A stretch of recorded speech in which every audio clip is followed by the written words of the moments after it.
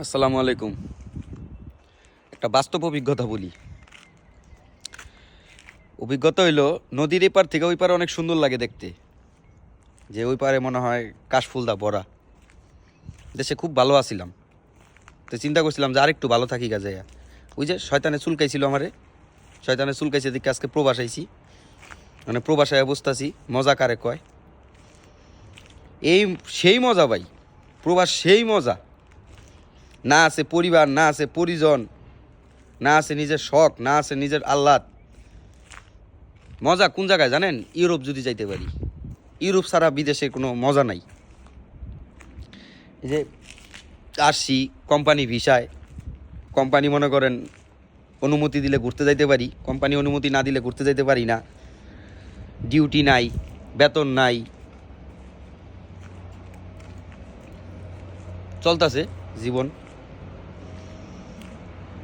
ওখানে মনে হয় যে দেশেই ভালো আছিলাম, খুব ভালো আছিলাম দেশে, খুব। এই যে যে প্রবাস আসছি, মানুষ বলে প্রবাস আসলে অনেক প্রবাসী আছে, ভালো আছে আলহামদুলিল্লাহ, যারা ভালো আছে খুব ভালো। তা আমি ওই ভালো চিন্তা করে আসছিলাম। এত যে ভালো থাকুম তো কল্পনাও করতে পারি না, যে এত ভালো থাকুম আমি। ভালো থাকতাছি। এখানে রাশিয়াতে আছি, রাশিয়াতে আছি। দেখি আল্লাহ কয়দিন রাখে। ওখানে বাংলাদেশে যাইতে পারলেই বাঁচি। মনে হয় কি যে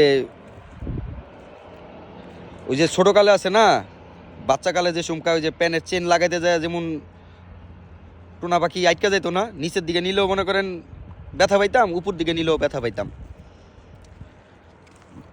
ওরকম অবস্থা হয়ে রয়েছে, না পারতাছি নিচে নিতে, না পারতাছি উপরে নিতে।